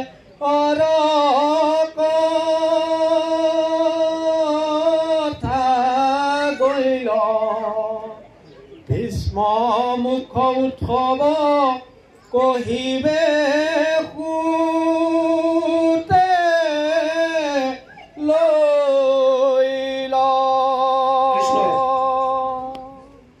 যেন জাজি গংগাক নিৰোধ কৰে যদি সাগৰত পৰয় তথাপি দেৱ নদীত যদি গংগাক বাধা দিব বিচাৰে তথাপিও গংগাই আল্টিমেটলি গৈ সাগৰত পৰিবই বাধা দি ৰাখিব নোৱাৰে নদীত বাধা ভাঙি হ'লেও যাব বুজি পাইছেনে এতিয়া কুন্তীয়ে কৈছে তেনেকৈ সেইমতে বিঘ্নিকো নগনি মোৰ মন সদায় স্মৰক মাত্ৰ তোমাৰ স্মৰণ যাতে কোনো ধৰণৰ বাধাই মোৰ মনটো বেলেগ ফালে নিব নোৱাৰে সেইকাৰণে হে প্ৰভু তোমাৰ কথাই যাতে অহৰহ মোৰ মনলৈ আহি থাকে কোনো ধৰণৰ বাধা বিঘ্নি নামানি মনটো কেৱল তোমাৰ চৰণত যাতে থাকে এইখন কৃপা কৰা কাৰণ অৰ্জুনকো গীতাত এইটোৱে কৈছে মই তোমাক বিভিন্ন ধৰণৰ যদি 11টা ইন্দ্ৰিয় দিছো মনটো মোক দি থোৱা মন মনা ভৱ মদ ভক্তা মধ্যাজি মাম নমস্কাৰ মামে বৈশ্যসি সত্যন্তে প্ৰতি জানে প্ৰিয় সীমে অষ্টাদশ অধ্যায় 65 নম্বৰ শ্লোক অৰ্জুনক কৈছে হে অৰ্জুন মোতে মাত্ৰ সদা দিয়া মন মোৰ ভক্ত হোৱা সৰ্বক্ষণ মুকে পূজা মাত্ৰ মুকে কৰা নমস্কাৰ কহিলো তোমাত সত্যবাণী পাইবা সুখে মুক মহামানী তুমি প্ৰিয়তম হৃদ সখী আমাৰ আৰু কৈছে দ্বাদশ অধ্যায়ত কৈছে ময়েব মন আধৎস মই বুদ্ধি নিবেশয় নিবশিষ্যসি ময়েব অত ঊৰ্ধনা সংশয় দ্বাদশ অধ্যায় 8 নম্বৰ শ্লোক গীতা তোৰ মনটো তোৰ বুদ্ধি মোৰ চৰণত দি দে মত কৰ্মকৃত মত পৰম মদ ভক্তা সংগ বৰ্জিতা বাৰে বাৰে কৈ আছে মোক দে মনটো মোৰ হৈ কৰ্ম কৰ মোৰ পৰায়ণ হ আৰু এইকাৰণে কুন্তীয়ে কৈছে হে প্ৰভু যেনেকৈ গংগাক জাজিবিলাকে বাধা দি পেলাই ৰাখিব নোৱাৰে সাগৰত পৰেগৈ তেনেকৈ যাতে মোৰ মনটো কোনো বাধা বিঘিনিয়ে যাতে ৰাখিব নোৱাৰে কেৱল মাত্ৰ তোমাৰ স্মৰণ যাতে মনলৈ আহি থাকক এইখন মোক কৃপা কৰা কুন্তীয়ে কৈছে এইমতে কৰন্তে অনেক স্তুতি নতি মনে উপজিল আহি সপ্ৰেম ভগতি শিহৰি শৰীৰ নিৰ্বহে অবিশ্ৰান্ত কৃষ্ণৰ আগত পৰি কুন্তি কান্দিল আৰু এনেকৈ স্তুতি নতি কৰি থাকোঁতে শৰীৰ শিয়ৰি উঠি চকুৰ পৰা পানী ধাৰাসাৰে ববলৈ ধৰিলে। ভক্তি তুংগত গ'ল, সপ্ৰাণ ভগৱতী জাগ্ৰত হ'ল, কেৱল কৃষ্ণ কৃষ্ণ হ'ল। হৃদয়ৰ পৰা এনেকুৱাকৈ ক্ৰন্দন কৰিবলৈ ধৰিলে কৃষ্ণৰ চৰণত, য'ত প্ৰভু ভগৱন্ত আল্টিমেটলি ভক্তৰ অধীন পুনৰ হ'বলগীয়া হ'ল। আৰু কৃষ্ণই ভক্তৰ ক্ৰন্দন দেখি কৃষ্ণৰ আগত পৰি কুন্তি কান্দিল অন্ত, পৰম ভকতি দেখি জগত নিবাস এহি হওক বুলি হাঁহি কৰিলে আশা।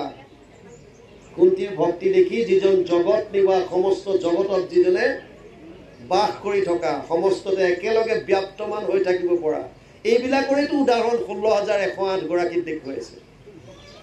নহ'লে কাৰ সাধ্য আছে 16,108? এই এগৰাকীতকে দুগৰাকী হ'লে এগৰাকীয়ে চম্ভলা দিগদাৰ। হে, দুগৰাকী তিনিগৰাকীটো পিছৰ কথা। তেনে ক্ষেত্ৰত 16,108 গৰাকী পত্নী কৃষ্ণৰ, আৰু একেলগে সকলোতে থাকে। তাৰ প্ৰমাণ নাৰদৰ কৃষ্ণ দৰ্শনত দেখুৱাই থৈ গৈছে। নাৰদে সদায় টেষ্ট কৰিবলৈ যায়, এইবাৰ ধৰা পেলাম কৃষ্ণক যেনেকে হওক। এঘৰত সোমাই গৈ তাত দেখে যে কৃষ্ণই গা ধুবলৈ তৈয়াৰী কৰিছে। কি হ'ল নাৰদ, কি হ'ল দেৱকী? নাৰদ নাৰায়ণ একো হোৱা নাই বুলি বেলেগ এঘৰত সোমাই দিয়ে। তাত দেখিছে কৃষ্ণই ল'ৰা ছোৱালীৰ লগত খেলা ধূলা কৰি আছে, ক'ৰবাত হয়তো সভালৈ যাবলৈ ওলাইছে, ক'ৰবাত বেলেগ এটা কিবা কৰি আছে। আল্টিমেটলি নাৰদে দেখিছে একেলগে চবতে বিৰাজমান। মানে কিয়? নাৰদে নাজানে নেকি? নাৰদেও জানে চব। আমাক দেখুৱাইছে, আমাক যে কৃষ্ণ এজন। নাই নাই, 16,100। 16,100টো নৰকে যে যাক বন্দী কৰি ৰাখিছিল, তাৰো বহুত কথা আছে, তত্ত্ববিলাক যদি সোমাবলৈ যায়।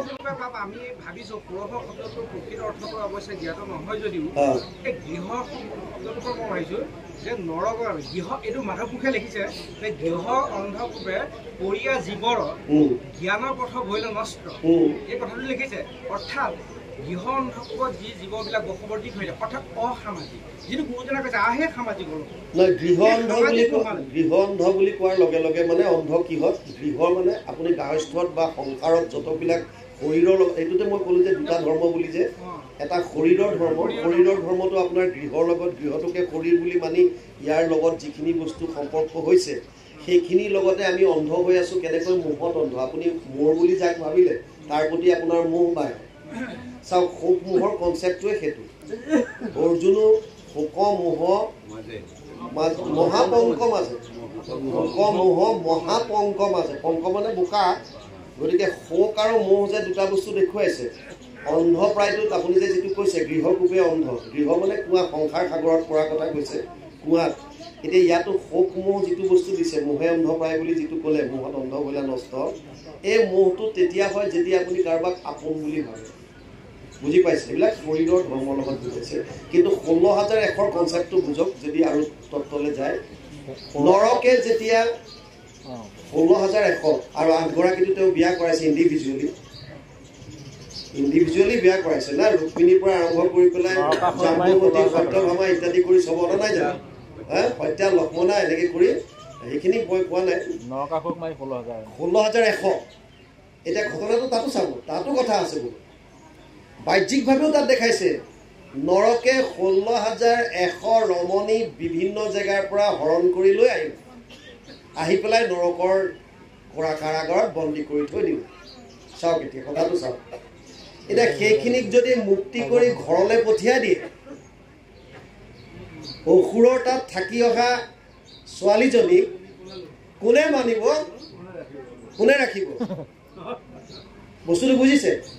ভীষ্মই যেতিয়া অম্বিকা তিনিজনীক যেতিয়া লৈ আহিছিল, তেতিয়া অম্বাই কাশী নৰেজৰ লগত প্ৰেমত আছিল। কাশী নৰেজ আছিল না, নৰেজ কাশীৰাজ আছিলে। তিনিজনীক উঠাই অনাৰ পাছত যেতিয়া অম্বাই যেতিয়া ইয়াত আহি পেলাই সকলোখিনি যেতিয়া সত্যৱতীৰ আগত ক'লে যে মইতো অমুকক ভাল পাইছিলোঁ, কিন্তু তোমাৰ এইজনে গৈ পেলাই মোক উঠাই লৈ গুচি আহিলে, গতিকে এতিয়া মইতো বিয়া কৰাব নোৱাৰিম তোমাৰ পুত্ৰক, মানে মই নোৱাৰিম। তেতিয়া ক'লে যে ঠিক আছে, তুমি লৈ যোৱা, ঘূৰাই লৈ যোৱা। ভীষ্মই যেতিয়া অম্বাক আকৌ লৈ গৈ পেলাই দিব বিচাৰিলে, তেতিয়া কাশীৰাজে ক'লে যে এবাৰ তোমাক লৈ গৈছে ভীষ্মই, মই এতিয়া কেলৈ বিয়া হ'ম তোৰ লগত, তোক মই বিয়া নকৰাম। তাৰমানে একো হোৱাই নাই কেছটো, খালি ভীষ্মই লৈ গৈছিল, কাৰণ তেওঁতো অবিবাহিত বুলি চবেই জানে, বিয়া নকৰাই বুলি প্ৰতিজ্ঞা কৰিছে। এতিয়া ভীষ্মৰ পৰা একো শাৰীৰিক কিবা অঘটন ঘটোৱাৰ কথা চিন্তা কৰাৰ কোনো দূৰ দূৰলৈকে চিন্তাই কৰিব নালাগে। কিন্তু ভীষ্মই কাশীৰাজকো হেৰুৱাই পেলাই সেইখনত লৈ আহিলে। এতিয়া ঘটনা হ'ল ভীষ্মই লৈ যোৱাৰ পিছত যেতিয়া এজন ৰজাই গ্ৰহণ কৰা নাই, ইয়াত যেতিয়া দেখুৱাইছে কাহিনীত, তেনেকৈ নৰকৰ দৰে এজন অসুৰে এই ছোৱালীখিনিক যেতিয়া তেওঁৰ কোঠাত বন্দী কৰি ৰাখিব কাৰাগাৰত, সেইখিনি সমাজলৈ ঘূৰি যোৱাৰ পিছত সমাজে ভাল দৃষ্টিৰে চাবলৈ, তেতিয়া তেওঁলোকৰ আশ্ৰয়স্থল কি? তেতিয়া তেওঁলোকৰ আশ্ৰয়স্থল কেৱল এটাই। সেইকাৰণে সেইখিনি ছোৱালীও মানে কৃষ্ণৰ চৰণতে শৰণ লৈছে যে আমাৰ তোমাৰ বাহিৰে আৰু কোনো স্বামী নাই, আশ্ৰয় দিব লাগিব। সেয়া 16,100 আৰু 8গৰাকী। যদিও আচলতে আধ্যাত্মিকত আপুনি যদি চাবলৈ যায়, আমাৰ ইয়াতে 16,100 নাৰী, 8 নাৰী আছে বুলি কয়, কোনোবাই 72,000ৰ কথা কয়। আল্টিমেটলি শৰীৰতে যিমানখিনি আছে তাতে চৈতন্য হিচাপে সকলোৰে স্বামী হৈ তেওঁ থাকে, তেওঁ চলায়, সেইটো বেলেগ কথা। কিন্তু বাহ্যিকত যদি চায় 16,100 নাৰীক তেতিয়াহ'লে কি গতি হ'লহেঁতেন যদি ভগৱানে আশ্ৰয় নিদিলেহেঁতেন? সেইটো এবাৰ ভাবি চাওক। যদি ভগৱন্ত কৃষ্ণই যদি তেওঁলোকক আশ্ৰয় নিদিয়ে, তেতিয়াহ'লে 16,100 নাৰীৰ সমাজত কি হ'লহেঁতেন অৱস্থা? অনাচাৰী হ'লহেঁতেন, মানুহবিলাকে বেয়া দৃষ্টিৰে কুদৃষ্টিৰে চালেহেঁতেন। আশ্ৰয় নাই আৰু আচাৰ যাৰ নাই, যিটো তেওঁলোকৰ আচাৰহীন হৈ গ'লহেঁতেন। অনাচাৰ মানে আচলতে আচাৰহীন হ'লহেঁতেন। আচাৰহীন হ'লে তেওঁলোকৰ অৱস্থা নাইকিয়া হ'লহেঁতেন। সংসাৰৰ দৃষ্টিত তেওঁলোক তেতিয়াহ'লে মানে বেলেগ ধৰণৰ হ'লহেঁতেন, বেশ্যাবৃত্তি ল'লেহেঁতেন। সেইকাৰণে আল্টিমেটলি ভগৱান কৃষ্ণই তেওঁলোকক আশ্ৰয় দিলে। আৰু দ্বিতীয়তে নাৰদৰ থ্ৰুদি দেখুৱাই দিলে যে যিজন কৃষ্ণক তোমালোকে সামান্য মনুষ্য এজন বুলি ভাবি আছা, একেলগে একে সময়তে সকলোতে তেওঁ ব্যক্তমান হ'ব পাৰে। ইয়াৰ আৰু এটা উদাহৰণ, তেওঁ একেলগে যেতিয়া ঋষি মুনিসকলক লৈ এজন বিপ্ৰ আৰু জনকপুৰীত যে গৈছিলে, একেলগে দুই ঠাইলৈ দুভাগ হৈ পেলাই গৈছে বুলি আছিলে। যি কি নহওক, এতিয়া ইয়াত কৈছে, যেতিয়া কৃষ্ণৰ আগত কুন্তীয়ে স্তুতি কৰিলে, পৰম ভকতি দেখি জগত নিবাস, এহি হওক বুলি হাসি কৰিলা আশ্বাস, নজাৰিব দ্বাৰকা বুলি পালতিলা হৰি, দুনাই গৃহ পকিলা কুন্তীক আগ কৰি। আল্টিমেটলি ভকতৰ ওচৰত ভগৱন্তই পৰাজয় স্বীকাৰ কৰিলে আৰু ক'লে যে ব'লা তেতিয়াহ'লে আজি আকৌ নাযাওঁ, থাকি যাম, ইমান কন্দা কটা কৰিছা, গতিকে কেইদিনমান আৰু থাকোঁ। যদিও কুন্তীৰ স্তুতিত বা যুধিষ্ঠিৰ আদি পঞ্চপাণ্ডৱৰ স্তুতিত ভগৱানক অহাটো দেখুৱাইছে, আচলতে ভগৱানৰ আৰু এটা ডাঙৰ কথা আছিল, যিটো কেতিয়াবা আকৌ এনেকৈ আলোচনা কৰিম। সেইটো হৈছে তেওঁ এজন পৰম ভক্তই তেওঁৰ অপেক্ষাত কুৰুক্ষেত্ৰত শয্যাগত হৈ প্ৰভু ভগৱন্তৰ চিন্তন কৰি আছে। ভীষ্মই প্ৰভু ভগৱন্তৰ অপেক্ষাত আছে। গতিকে কেতিয়াবা ভীষ্ম মুখ্য উৎসৱ আমি আলোচনা কৰিম। যি কি নহওক, এতিয়া ইয়াত কৈছে যে দুনাই যাইবে শান্ত শ্ৰী সবক প্ৰবোধি কাতৰ কৰি ৰাজা ৰাখিলা নিৰোধী, আৰু এনেকৈ কৰোঁতে 7-8-2 অধ্যায়ৰ কথা কৈ ল, ভীষ্ম মুখ্য উৎসৱ কৰিবে ফুটে লৈ। তাৰপিছত ভীষ্ম মুখ্য উৎসৱৰ কেতিয়াবা যদি আকৌ আপোনালোকৰ ইয়াত এটা কথা ভাল লাগে, মানে শ্ৰোতা ইমান সোমাই পৰে, আৰু আমাৰো সেইকাৰণে ভাল লাগে। আমি কওঁ বুলিনো নহ'লে কি ক'ব পাৰিম? হৃদিস্থিত হোৱা তুমি যেন কৰা ভাষা স্বামী ঋষিকেশ কৰিব তেনেকুৱা। শ্ৰোতা যেতিয়া এনেকুৱা হ'ব, একান্ত মানে যেতিয়া সোমাই পৰিব চব বাদ দি, তেতিয়া প্ৰভু ভগৱন্তই ভাবে তেওঁৰ লীলাখিনি আমিও প্ৰকাশ কৰাই যোৱাই ভাল। সেইকাৰণে কুন্তি স্তুতি আজি শুনিলোঁ। কেতিয়াবা যদি আকৌ সময় হয় ভীষ্মৰ, মানে আমি জেনেৰেলি দেখোঁ যে সদায় কেইটামানেই আমাৰ চলি থাকে। ধৰক কপিল দেৱহূতিৰ আখ্যানটোকে হয়তো চলিলে, বা কৃষ্ণ উদ্ধৱকে অকণমান চলিলে, বা নিমি নৱসিদ্ধৰ প্ৰথম 1-2টা প্ৰশ্নকে চলিলে। নোহোৱাবিলাকো কেতিয়াবা আপোনালোকে ভাবি আহিব যে আজি অমুকটো শুনিব, কি আছে, তেতিয়া আৰু আহিব। হিৰণ্যকশিপুও হিৰণ্যক্ষৰ পত্নী আৰু মাতৃক এটা উপদেশ দিছে, কেতিয়াবা তেনেকুৱা ধৰণৰ শুনিব বিচাৰিব। বৃত্তাসুৰে কৃষ্ণক স্তুতি কৰিছে, কেতিয়াবা তেনেকুৱা শুনিব বিচাৰিব। মানে আপোনালোকে পঢ়িব। আল্টিমেটলি আমি আপোনালোকক এডভাৰটাইজে দি যাওঁ, আমি অকণ এডভাৰটাইজ দি যাওঁ যে এইটো বস্তু চলিলে ভাল, এনেকুৱা এইটো গোটেই স্নান আদি কৰিলে আপোনালোকে একদম বগা হৈ যাব, কাপোৰত এনেকৈ লগালে পটককৈ একদম ফাৰ্ষ্ট ক্লাছ চাফা হৈ যাব। আমি অকণ এডভাৰটাইজ দি যাওঁ। তাৰপিছত আপোনালোকে অধ্যয়ন কৰিব, কৰি মাজৰ পৰা ভাবি আহিব, আজি বাপজন আহিব, এইটো আজি ধৰিম, এইটোৱে আহিব লাগিব তেতিয়া তাৰ ৰস বেলেগ হ'ব সেইটো মতে আলোচনা কৰিম কিন্তু এনেকুৱা হজম কৰিবলৈকেতো এনেকে আছে নহ'লে এনেকে মানে নাই নাই নাই হ'লেও যেতিয়া আপোনাৰ ইচ্ছা হ'ব আপোনাৰ যেতিয়া ইচ্ছা হ'ব ভগৱানে কৈছে মই তেতিয়া কৰি দিম কৃপা অথ চিত্তম সমাধাতুম না স্বপ্নসি মই স্থিৰম অভ্যাস যোগে নততো মাম ইচ্ছাপ্তুম ধনঞ্জয় অৰ্জুনক কৈছে ১২ অধ্যায় ৯ নম্বৰ শ্লোক তোৰ মনটো মোক নালাগিব পাৰে একো ডাঙৰ কথা নহয় তই ইচ্ছা কৰ খালি মোক পাবলৈ বাকী কাম মোৰ ধ্ৰুৱই মাত্ৰ ইচ্ছা কৰিছিল ঈশ্বৰৰ আৰাধনা কৰিম ওলাই গুচি গ'ল ৫ বছৰৰ শিশু না বাঘ সিংহৰ ভয় না কিবাৰ ভয় যি হ'ব দেখা যাব গুচি গ'ল আৰু ভগৱানে ৰিক্স ল'বলগীয়া হ'ল আৰে কোনাটো আহিছে ওলাই নাৰদক কৈছে ভাই তুৰন্ত যা হে হয় নে নহয় আপোনাৰ ইচ্ছাটো প্ৰবল যিমান পাৰে ইচ্ছা কৰক ভগৱানৰ কথা শুনিবলৈ ভগৱানক পাবলৈ ভগতৰ সংগত আহিবলৈ বাকী কাম সেইটোৱে অভ্যাস যুগৰ কথা সেইটোৱে কৈছে ইচ্ছা কৰিলে মোক পাবলৈ ইচ্ছা কৰ কেনেকৈ কৰিবি অভ্যাস যুগৰ দ্বাৰা অভ্যাস কি শ্ৰৱণ কীৰ্তন কৃষ্ণ জয় গুৰু শংকৰ